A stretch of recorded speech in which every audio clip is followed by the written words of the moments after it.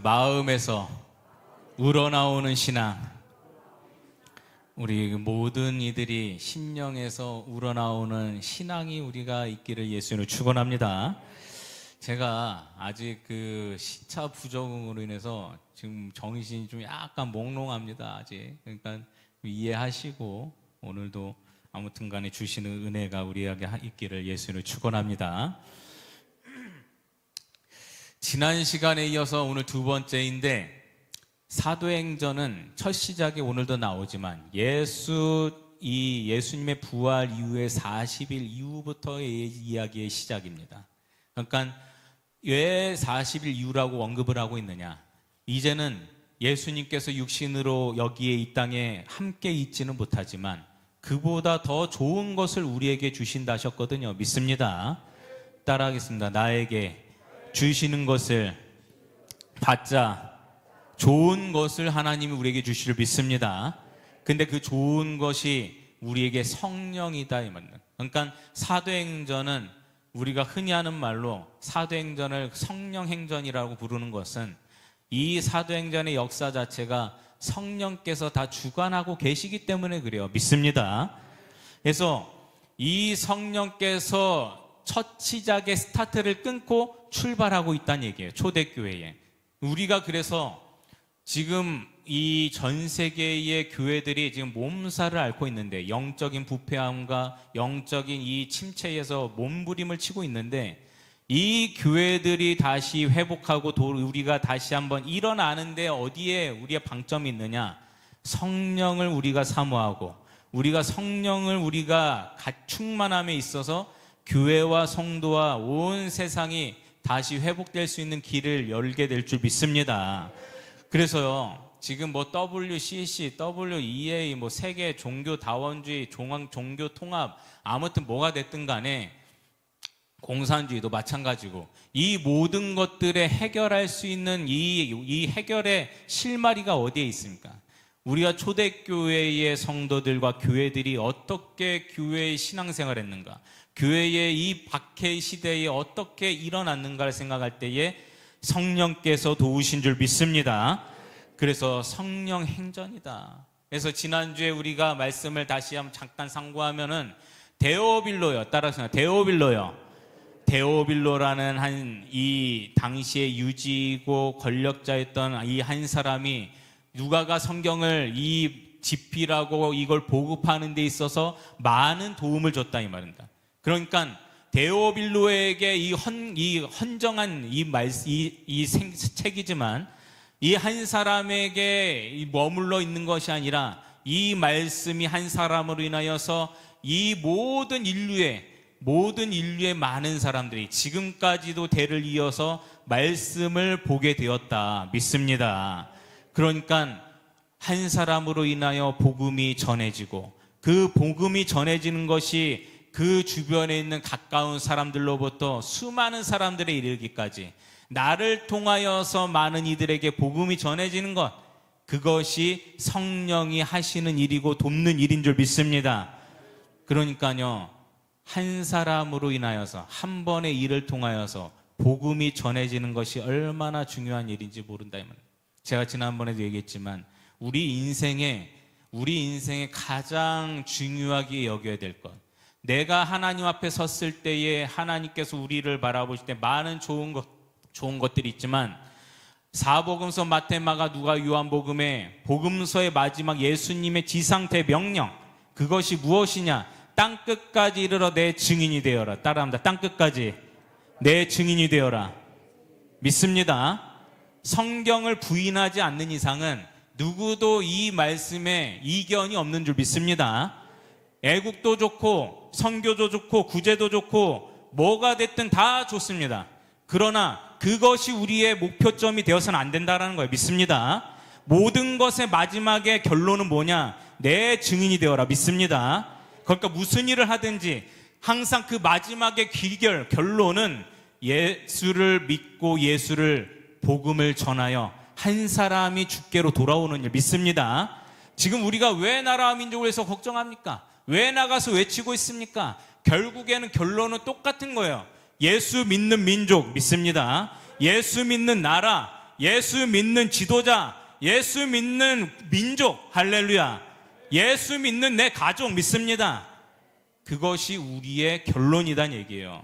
믿으시면 아멘. 이것이 우리가 가는 길이란 얘기입니다. 그래서 모든 길은 하나에서 만나는데 그것이 예수의 증인된 삶이다. 그러므로 데오빌로라는 이 한 사람을 통하여서 모든 사람들이 복음을 받게 되었고, 오늘 우리가 이 성경을 받들어 이게 우리가 은혜를 받게 되었으니, 여러분, 저는 우리 모든 교우들이 우리 한 사람을 나를 통하여서, 우리가 한 생에 나를 통하여서 예수 믿는 사람이 나로 인하여 생기고, 나를 통하여서 예수를 만나는 이들이 열매가 있기를 주의로 축원합니다. 우리 한 사람이 각자가 생각해 보세요. 내가 지금까지 살면서 예수를 전하고 나로 인해서 예수 믿은 사람이 누구냐? 하나님이 우리를 이 땅에서 불러 올리실 때에 하나님 앞에 섰을 때 반드시 우리가 고백해야 될 것 중에 하나가, 나를 통하여서 예수 증인된 삶, 나를 통하여서 예수 믿게 된 이가 누구냐 이거예요. 시험에 빠지고 가난한 성도가 되었고 예수를 거부했던 그 많은 사람들 중에서 나를 통하여서 예수를 믿게 된 이가 누구냐 얘기예요. 그것이 우리가 하나님 앞에서 고백해야 될 중요한 명목이다.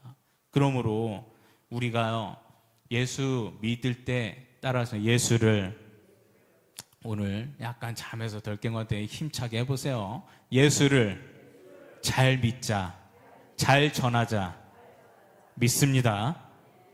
그래서요, 우리의 한 사람의 인생은 우리가 내 삶이 누군가에게는 살아있는 간증이 되어야 되는. 여러분, 나를 보면서 누군가 우리가 굳이 예수를 믿어라, 예수를 믿어라, 예수를 믿어라 하지 않아도 누군가 나의 인생을 보면서 감동을 받고, 저 사람이 믿는 예수라면 나도 한번 좀 교회를 나가고 싶다라는 그러한 마음이 일어나는 것, 이것이 성도된 삶이 되어야 될 줄 믿습니다. 그렇겠죠?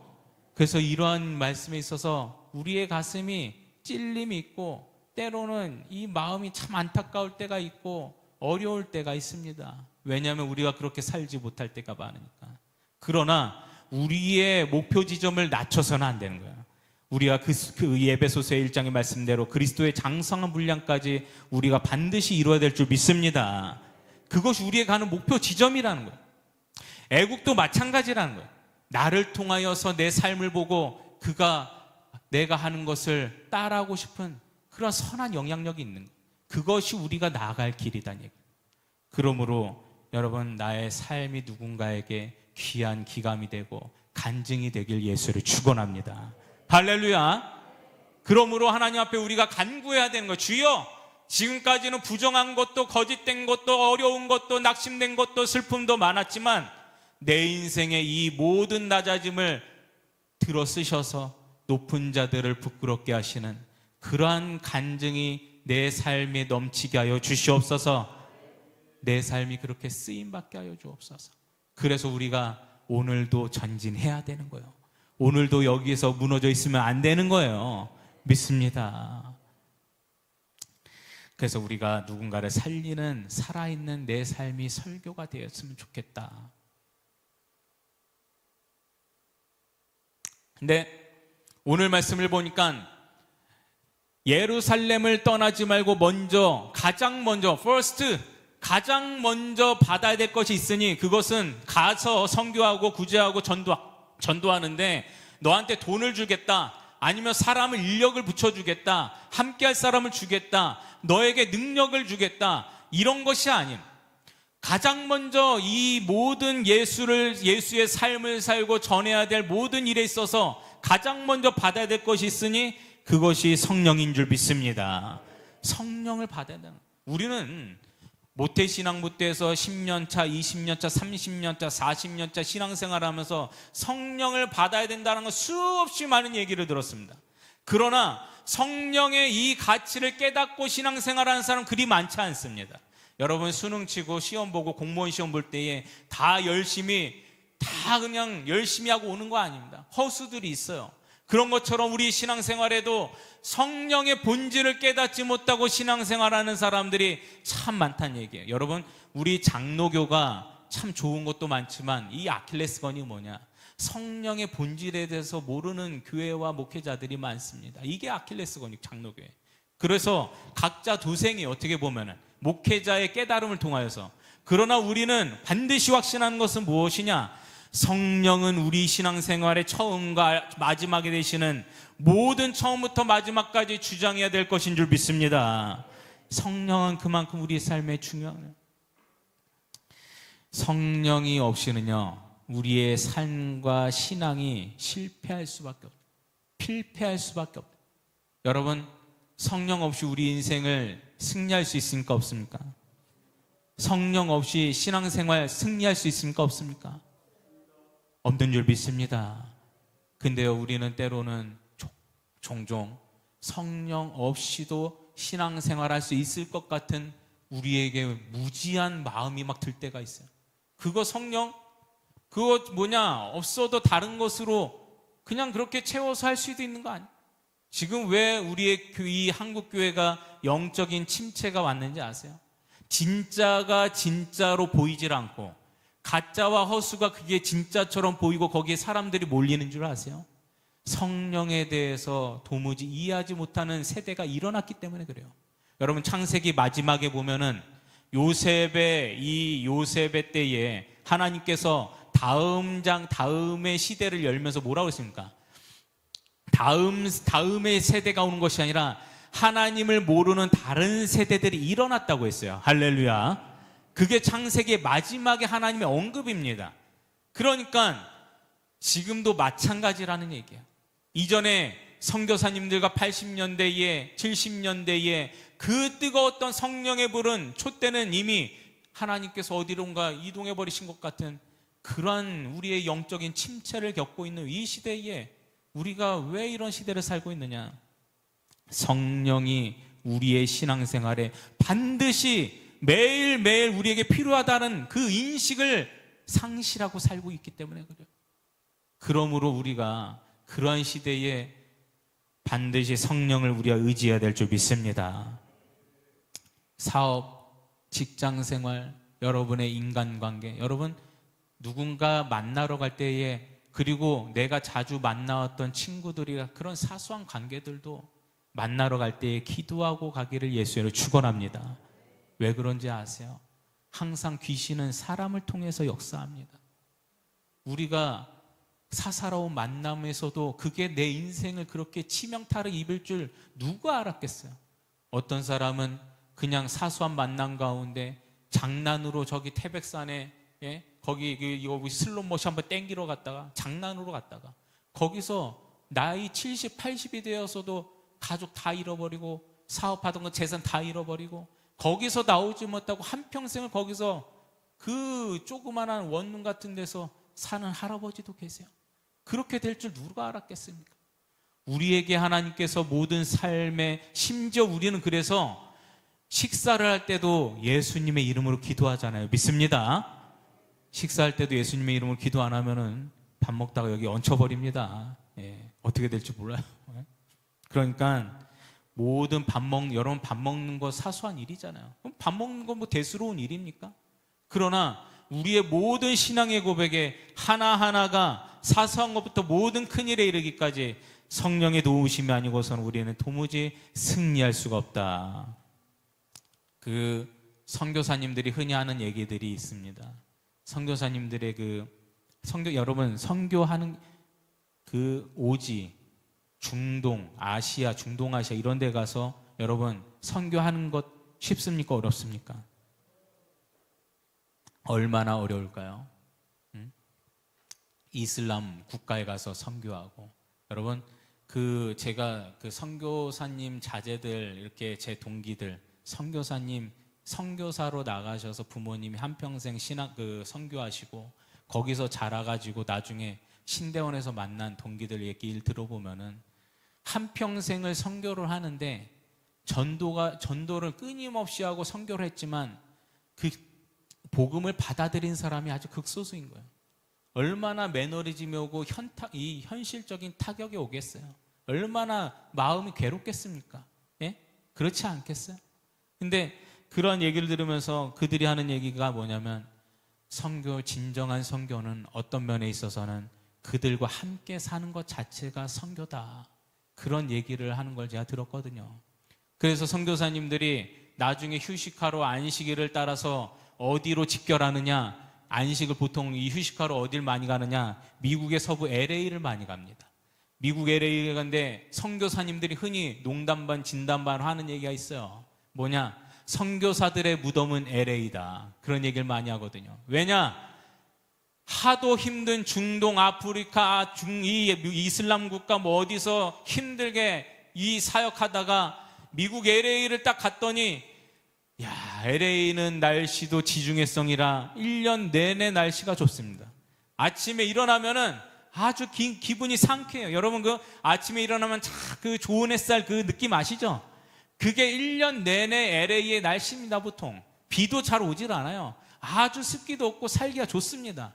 그러기 거기도 또 한국 커뮤니티가 있으니까 적당히 있으니까 또 거기서 지내기도 괜찮고, 그러니까 거기서 시간을 보내다가는 나중에 선교사님들이 거기서 그냥 아예 죽치고 앉아서 그냥 거기서 남은 여생을 살다가 그렇게 해서 선교사의 이 사명을 잃어버리고 사는 분들도 꽤 많다니까요. 왜 그렇게 되겠습니까? 그렇게 되려고 되는 게 아니에요. 결국에는 선교사가 되었든 목사님이 되었든 성도가 되었든 우리 모든 일에 있어서 신앙생활에 성령이 우리 안에 내주하시지 아니하면, 성령이 우리와 함께 하시지 아니하면 우리는 도무지 이 신앙생활을 우리가 영위할 수가 없다 믿습니다. 우리가 이 교회에 나오는 게 내가 건강이 있고 시간이 있어서 나오는 것 같지만 그것이 아니란 얘기예요. 시간과 건강과 기회가 있어도 교회에 나오지 않는 사람 많습니다. 있어야 될 자리에 있지 않는 사람도 많습니다. 결국에는 우리의 이 모든 신앙과 삶의 동력은 어디에 있느냐? 오직 성령에 있는 줄 믿습니다. 따라합니다. 오직 성령으로 믿습니다. 여러분의 직장 사업장의 모든 운영하는 것들, 또 가정에 운영하는 것들, 이거 내가 계산하고 생각해가지고 내가 있어가지고 가능한 게 아니라 성령이 있기 때문에 가능한 줄 믿습니다. 오늘 맥주감사절이죠. 맥주감사절인데 왜 말씀이 이걸까 생각하시는 분들이 있을 텐데, 맥주절은 창세기 34장에 하면, 출애굽기 34장에 하면 맥주절, 오순절, 치칠절은 다 동일한 절기예요. 할렐루야, 할렐루야. 그럼 맥주절은 신약에 와서 사도행전의 오순절과 동일한 절기예요. 믿습니다. 그러므로 추수감사절, 맥주감사절의 본질도 결국에는 절기의 정신이 오순절과 사도행전에 있다. 할렐루야. 첫 열매가 되신 예수, 내 삶의 열매를 맺게 하신 예수, 성령의 은혜를 우리가 사모하여 맺은 열매를 맺게 하신 주님, 할렐루야. 이것이 우리의 삶의 은혜요, 감사해야 될 것이다. 여러분, 우리가 감사해야 될 것 중에 가장 큰 게 뭐냐? 저는 이번에 아무튼 단기 선교 성지순례 갔다 와서 너무 감사한 게 많은데, 첫 번째는 뭐냐? 집에 와가지고 샤워기를 탁 트는데 그냥 물이 샥 나오니까 너무 좋더라고요. 진짜. 예? 가가지고 물을 텄는데, 아무튼 로마에 물을 트는데 그냥 물이 찔찔찔찔찔 이게 우로 틀어도 찔찔찔찔, 좌로 틀어도 찔찔찔찔, 수도꼭지를 틀어도 찔찔. 이게 샤워를 1시간 동안 해야 될 것 같아요. 아무튼 물을 비벼야 돼 이게. 예? 그 정도로 이게 아무튼 간에 살아가는 게, 이탈리아가 G7 선진국이잖아요. 이해하시죠? 이탈리아가 G7 우리는 G7이 아니라니까요. 그 정도의 선진국인데도 살아가는데 너무 힘든 일들이 많아요. 여러분 거기서 살려고 하면 힘들어서 그냥 다 돌아올 겁니다. 아마 집에 와서 물을 트는데 그냥 물이 샥 나오는데요, 그 순간에 주여 감사합니다. 이 물은 너무 감사하고. 두 번째는 돌아와서 생각하니까 주여 2026년에 대한민국에서 살게 하심을 너무나도 감사합니다. 감사합니다. 할렐루야. 감사가 떠난 분들은 저한테 얘기하세요. 제가 한번 모시고 저기 한번 좀 중동, 이 아프가니스탄이나 한번 좀 갔다 와야 됩니다. 얼마나 척박한 상황에서 신앙생활하고 있는 이들이 있는지, 2026년에도 예. 우리가 생각해 봐야 될 일이다. 여러분, 천국에 가서 북한에 있는 성도들, 북한에서 죽은 성도들 만나면 우리가 그들을 대할 때 얼마나 부끄러울지 모릅니다. 예. 지금 이 시간에도 뭐 예배 드려줄 목사님도 없고 교회도 없고, 아무튼 나가서 주여 한마디 하면 잡혀가가지고 바로 형무소로 끌려가니까, 그런 가운데 신앙생활하는 이들을 우리가 생각하면 우리가 얼마나 좋은 환경에서 정말 하나님의 은혜로 지금 우리가 살아가는지, 이걸 깊이 우리가 감사하실 예수를 축원합니다. 따릅니다. 주여 감사합니다. 진정한 감사가 회복되길 예수를 축원합니다. 우리가 왜 이렇게 불평이 많아졌을까요? 왜 이렇게 원망이 많아졌을까요? 대한민국이 그래도 살만한데, 남과 비교하자면 마음이 속상할 때도 있지만, 여러분 북한에 있는 성도들을 기억하십시오. 얼마나 그냥 뭐 다른 거 필요, 잘 먹고 잘 살고 이 문제가 아니라 내 삶에 한 번쯤은 자유로운 세상에서 한번 살아보고 싶다. 그리고 예수여 주여 주여 이렇게 한번 내 생에 한 번쯤은 한번 크게 주님을 외쳐보고 싶다. 할렐루야. 이 한 번이 안 돼서 살아가는 것 자체가 고통스러운 사람들이 얼마나 많은지 모릅니다. 오늘 맥주감사절에는 우리에게 주신 성령의 열매, 우리가 이걸 감사하자 이 말입니다. 그래서 아무튼 간에 이 성령께서, 우리가 하나님께서는 성령을 받지 않고서 행하는 모든 일은 다 실패다. 성령이 없는 일은 실패다. 두 번째는 오늘 이 말씀을 보니까 따라합니다. 예루살렘을 떠나지 말라. 떠나지 말라. 여러분, 하나님께서 성령이 있는 자리, 성령이 임하실 자리를 지정해서 그곳에 다 모이도록 하셨어요. 믿습니다. 오늘 이 순간에도 우리에게 마찬가지입니다. 성령이 있는 자리, 성령이 임하는 공동체, 성령이 임하는 사람, 여러분 지금 이때의 성경에 나오는 예루살렘은 떠나지 말라고 했던 것은 이곳에 성령이 임하기 때문에 떠나지 말라고 한 거예요. 믿습니다. 여러분, 이 시대에 지금 2026년 오늘 성령의 이 임하는 예루살렘이 어디냐 얘기해요. 성령이 임하는 사람, 성령이 임하는 공동체, 성령이 다스리는 그 지역과 자리가 있다는 얘기입니다. 그러므로 성령이 임하는 자리를 적극적으로 우리가 찾아가야 될 줄 믿습니다. 성령이 임하는 사람과 함께해야 될 줄 믿습니다. 성령이 임하는 공동체에 머물러 있어야 될 줄 믿습니다. 믿습니다. 성령이 임한다라는 거, 여러분 오늘 얘기를 잘 들어보십시오.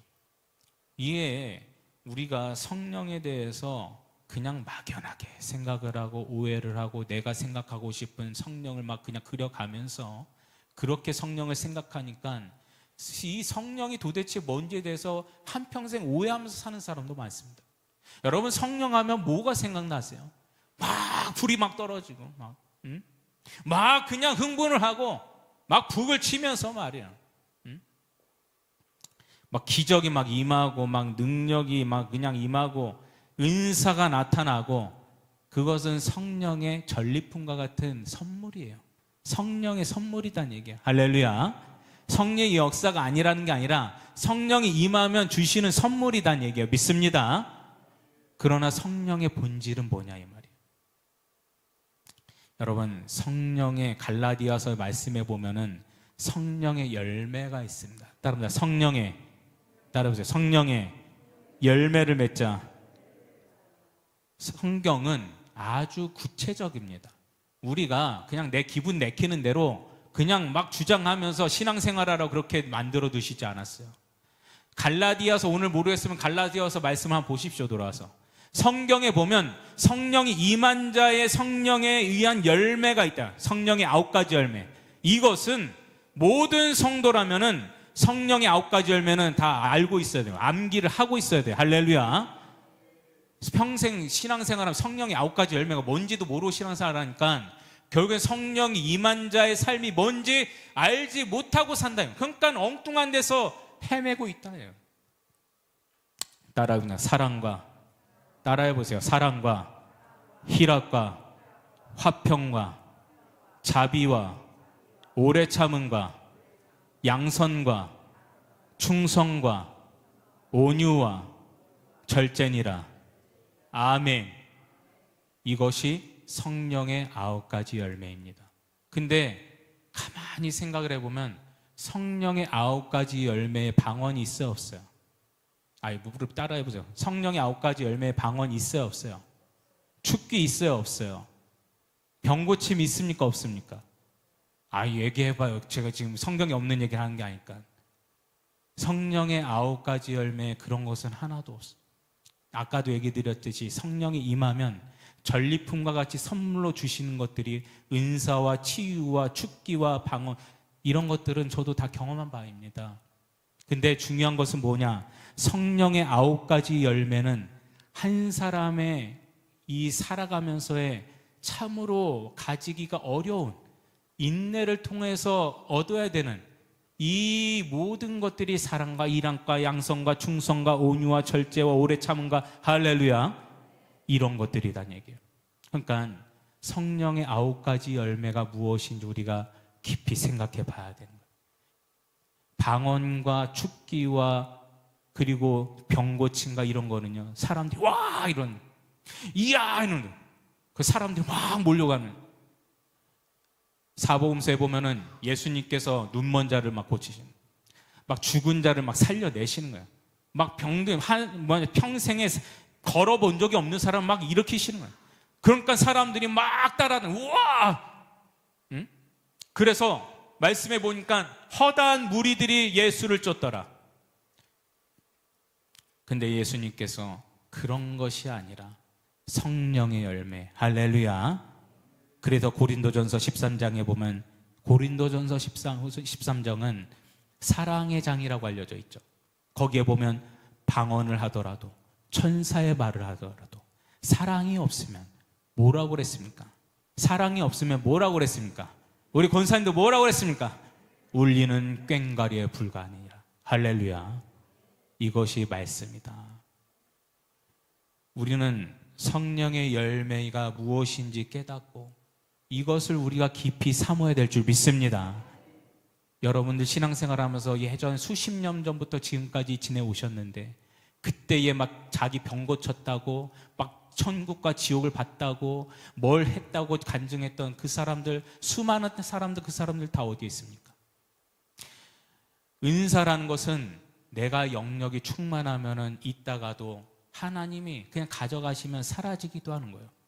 그러나 성령의 열매는, 하나님께서 주시는 성령의 열매는 우리의 평생을 통하여서 우리에게 주어지고 다듬어지고 결국에는 우리가 승리하는 신앙인이 되는데 값진 열매인 줄 믿습니다. 여러분, 사랑의 열매 맺기를 예수를 축원합니다. 여러분, 사랑 있으세요? 가만히 생각해. 내 가족만 사랑하는 건 그건 진정한 사랑, 이기적인 사랑이지. 여기서 말하는 사랑은 내가 희생하고도 그것을 안타깝게 여기거나 그것을 증오하면서 혹은 그것을 어쩔 수 없이 하는 게 아니라 기쁨으로 내 것을 내어주는 것, 그것이 참된 사랑인 줄 믿습니다. 오래 참음이라는 것은, 성령의 열매 오래 참음이라는 것은 막 그냥 나를 막 고문하는데 억지로 참는 그 오래 참음을 얘기하는 게 아니에요. 성령의 열매의 오래 참음이라는 것은 내가 오해를 받고 내가 시기를 받고 미움을 받고 너무 억울한 일은 많지만 그럼에도 불구하고 예수님께서 십자가에 못 박혀 달려 죽으실 때에 나를 못 박았던 이들을 보면서 저들이 하는 일을 몰라서 그런 것이오니 주여 저들을 불쌍히 여겨 주시옵소서. 할렐루야. 이것이 진정한 적극적인 성령에 의한 오래 참음이다라는 얘기예요.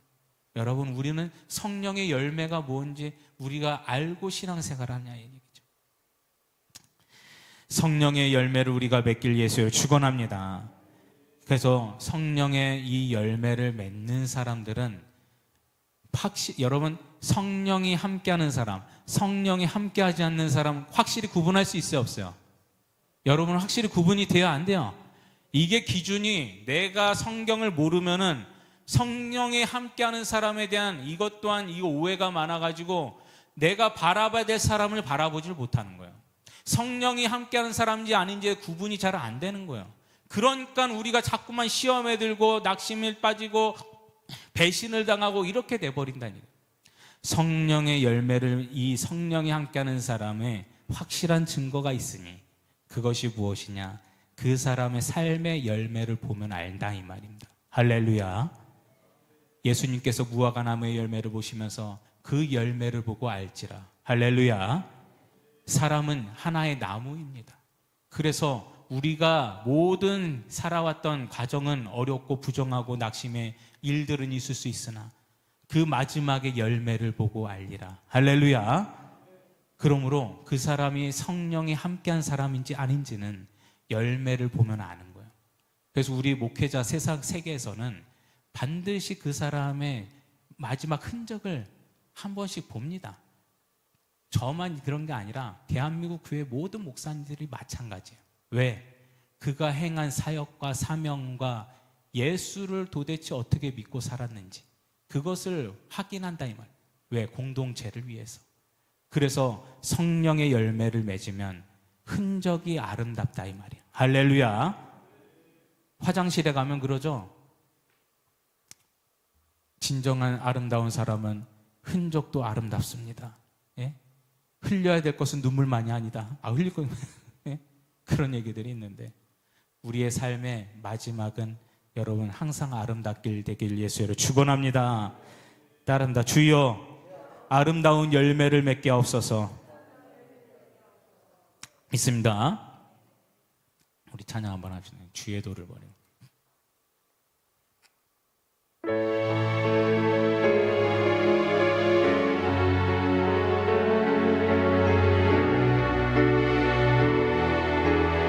주의 도를 버리고 주의 도를 버리고 헛된 꿈을 줬던 우리들 거짓과 교만한 마음을 용서하여 주소서. 하나님의 긍휼로 부끄러운 우리 삶을 덮어주소서.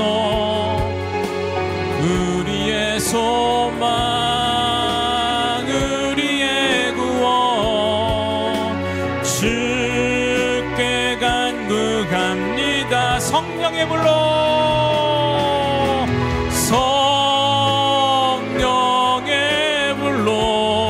나를 태워주시옵소서. 나의 마음을 태워주소서. 부정한 마음을 태워주시옵소서. 성령의 불로 나의 영혼 새롭게 하. 성령의 불로 성령의 불로 아버지여 나의 마음을 태워주소서. 성령의 불로 나의 영혼 새롭게 하소서. 할렐루야. 바쁘니까 1절만 해. 그래서 우리가 이 삶에 있어서 우리는 그렇습니다. 우리가 어디에 있든지 또 어디 교회에 있든지 애국을 하든지 뭐 선교를 하든지 무엇을 하든지 항상 그 일이 마지막 끝날 때에는 과정에 불편도 있고 어려움도 있고 갈등도 있고 힘든 일도 있지만 마지막은 반드시 아름다운 열매를 맺어야 된다는 얘기예요. 믿습니다. 그래서 내 주변에 있는 사람, 함께하는 사람에게 나로 인하여 시험거리, 예수를 믿는데 걸림돌이 되거나 하나님의 이름을 망령되이 부르는 일이 없어야 될 줄 믿습니다. 그것이 우리의 사명이란 얘기예요. 그러니까 여러분 성품이 안 좋아도 보면은 은사가 있고 능력이 있는 사람이 종종 있어요. 그러나 그것은 결코 좋은 것이 아닙니다. 그런데 한편으로는 능력도 은사도 그렇게 평범하게 없는 사람이지만 하나님의 성령의 열매, 한없는 사랑을 가지고 인내심을 발휘하여서 무너지고 찢어지고 갈겨지고 전쟁이 있는 곳에 연합과 다시 용서와 긍휼이 있게 되는 거 믿습니다. 그게 우리의 사명과 성령의 열매가 되어야 될 줄 믿습니다. 그러한 이 흔적이 누군가의 마음속에 오래 남는 것이지 막 병 고치고 막 그냥 막 능력을 나타내고, 그것도 예수의 이름으로 좋은 일이긴 하지만 하나님의 이름으로 누군가에게 사랑을 베풀어주고 그를 불쌍히 여겨주고 그를 전도하여 예수께로 인도하는 이 모든 일들이 누군가에게는 평생의 기억이 남을 만한 아름다운 흔적이 된다는 얘기예요. 믿습니다. 그래서 오늘도 우리는, 여러분 오늘 점심 메뉴 뭘까요? 네? 오늘 점심 메뉴 뭘까요? 네? 점심 메뉴 기대돼요? 안 돼요? 얘기해봐요. 기대돼요? 안 돼요? 기대하세요. 저도 뭔지 모릅니다. 우리는 매일매일 사소한 것 같지만 오늘 점심은 뭐 먹지? 저녁은 뭐 먹지? 점심에 실패하면, 점심에 맛있는 거 먹으러 갔다 실패하면 저녁에는 꼭 맛있는 거 먹어야 되겠다. 그 생각을 우리는 사소한 것 같지만 하루하루에 우리에게 매우 중요한 일정이에요. 그렇습니까? 안 그렇습니까? 먹는 거 사소한 것 같지만 매우 중요한 일이에요. 다 그렇게 생각합니다. 그러므로 그 일도 우리에게 중요하거늘 매일매일 우리가 어떻게 하면 성령을 오늘도 나에게 공급하실까? 어디에 어떤 만남에서 어떤 자리에서 진정한 성령을 내가 받게 될까? 할렐루야. 이 고민이 왜 우리에게 없냐 이 말이에요.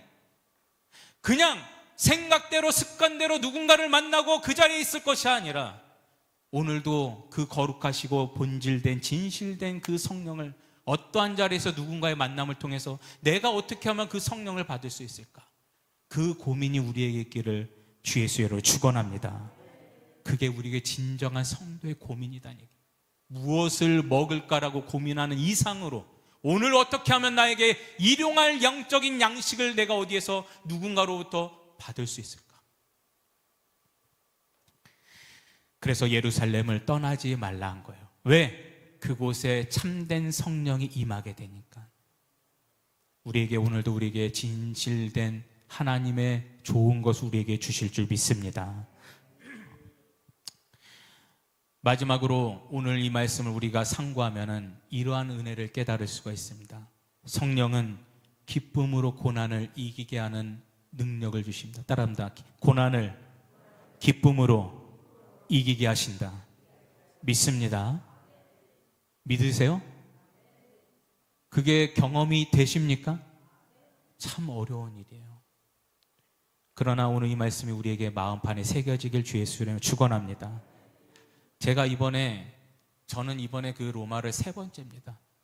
3번째이기 때문에 사실은 감동이 될 일이 별로 없어요. 날만 덥고 이번에 목사님 모셔가지고 혹시라도 목사님 쓰러지실까봐 제가 조마조마한, 목사님 선크림 바르세요. 예? 여기 물수건 여기 거세요. 예? 모자 쓰시고 우산 들고 다니세요. 우산 들고 다니는 사람은 다 한국인이에요. 예?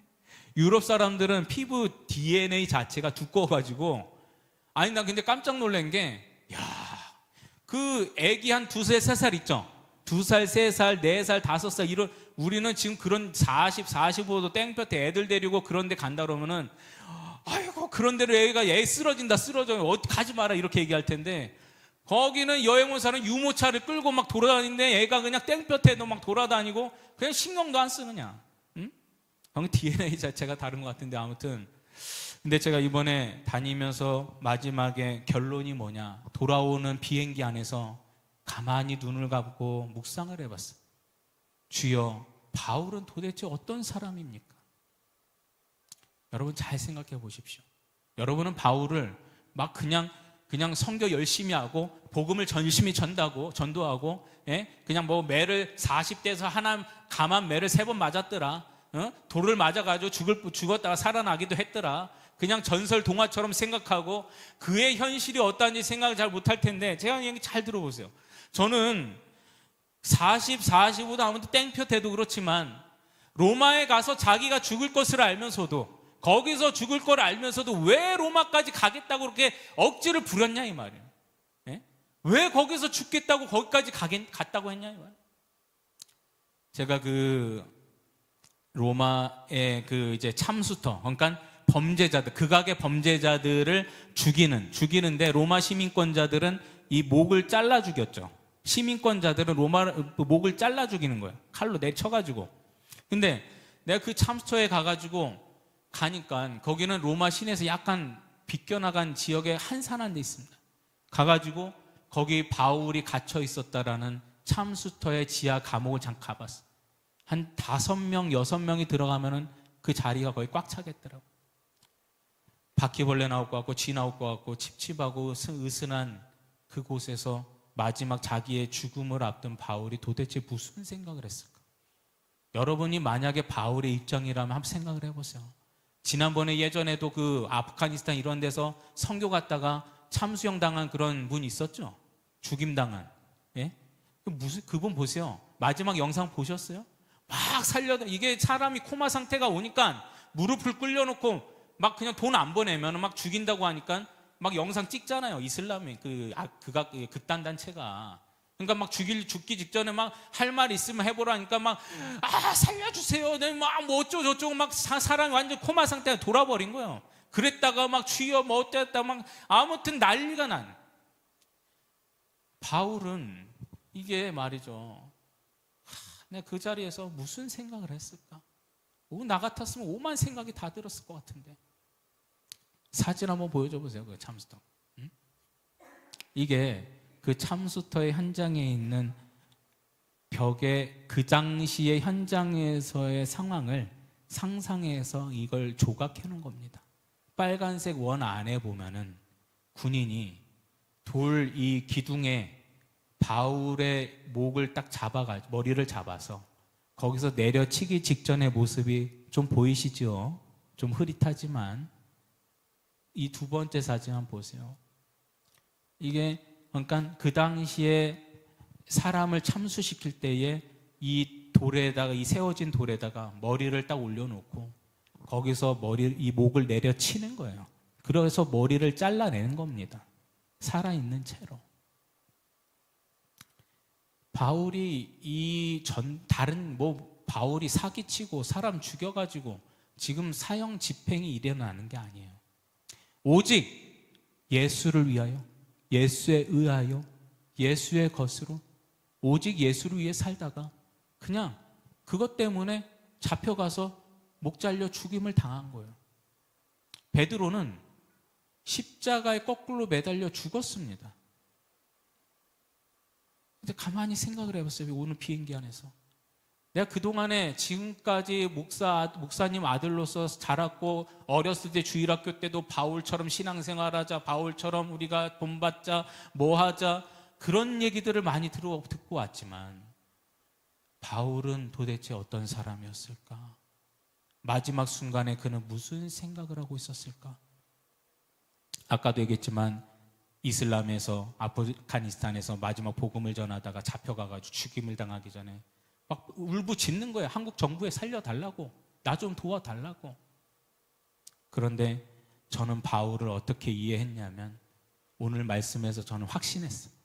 바울은 기쁨으로 이 순교를 기꺼이 감당했다. 기쁨으로 이 죽음을 맞이했다. 기쁨으로 이 일을 승리했다. 할렐루야. 그래서 바울인 거예요.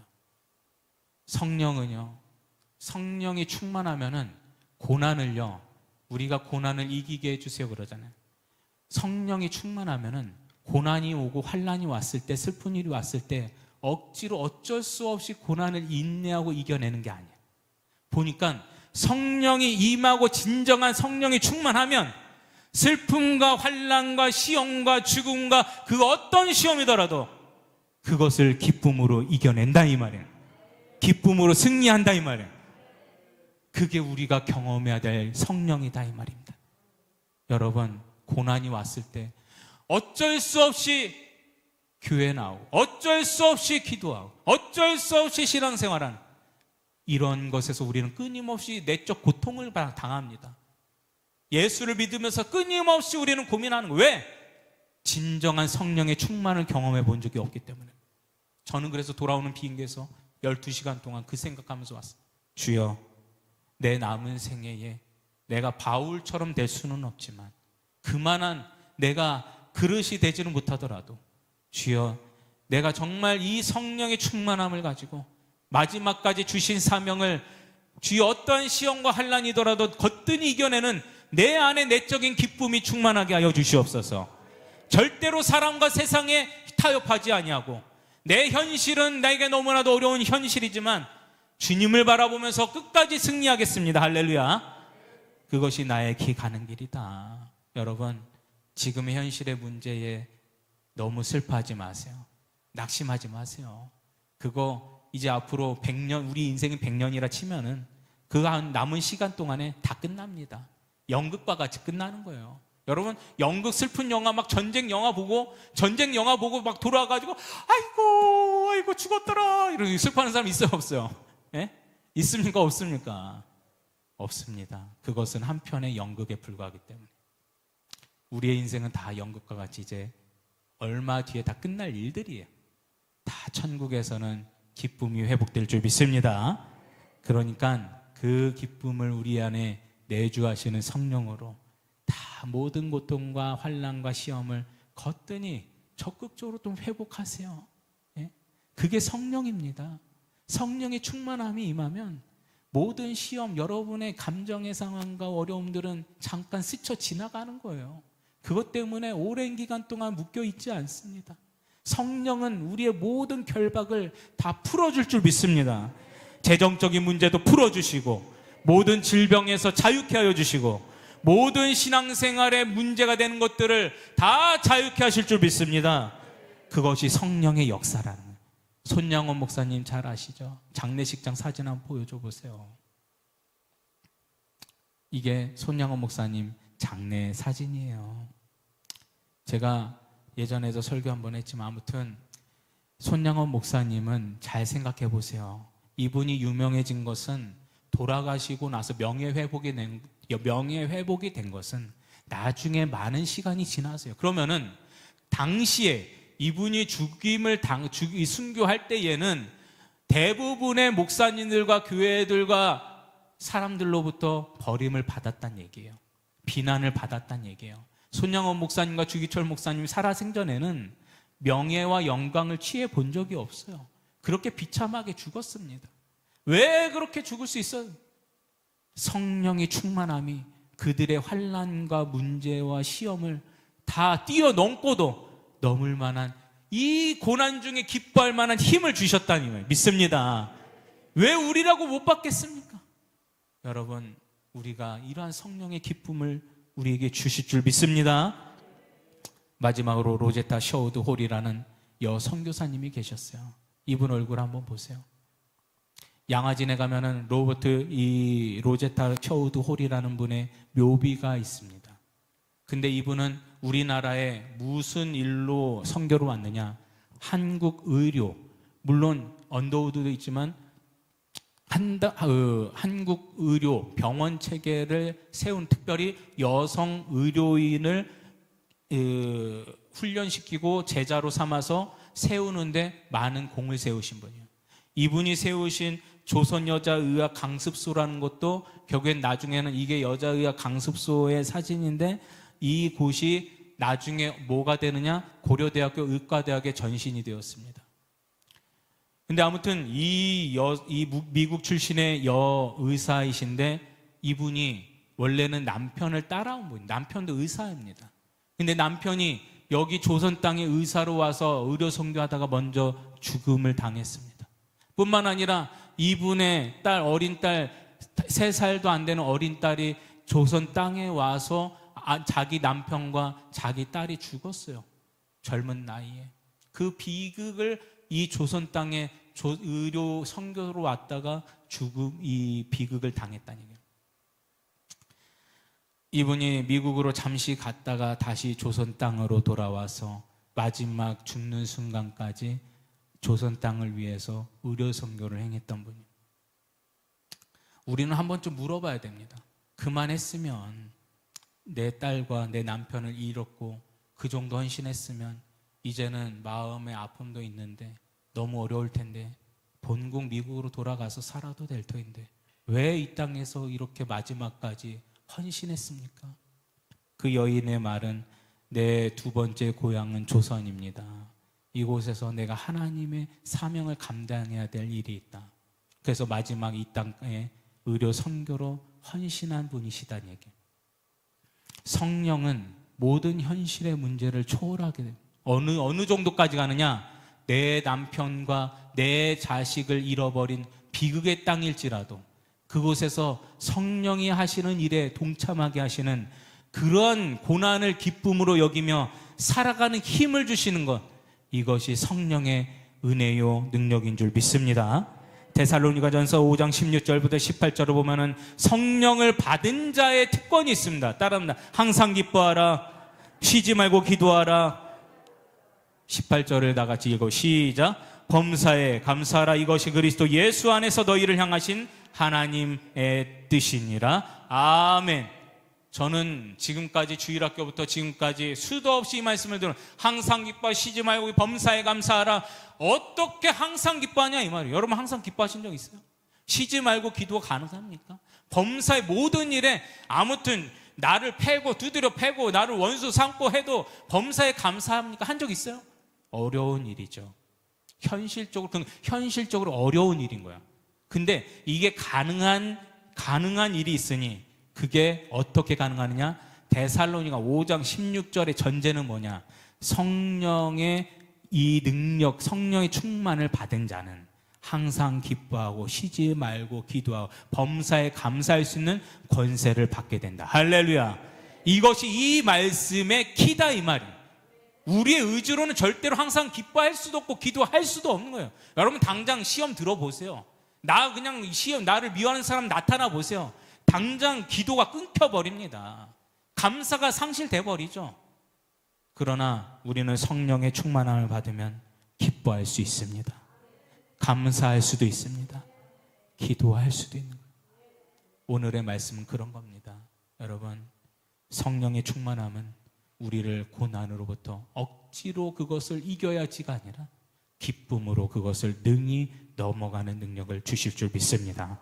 그래서 다시 한번 마지막으로 따라서 마음에서 우러나오는 신앙을 주시옵소서. 아멘. 여러분이 이제는 초보의 도를 버리고 누구 때문에 그 상황 때문에 신앙생활을 하냐 마냐 시험에 드냐 마냐가 아니라 우리는 모든 시험을 성령으로 뛰어넘는 그러한 여러분이 그리스도의 장성의 분량까지 이르는 예수의 증인 되시길 주의 이름으로 축원합니다.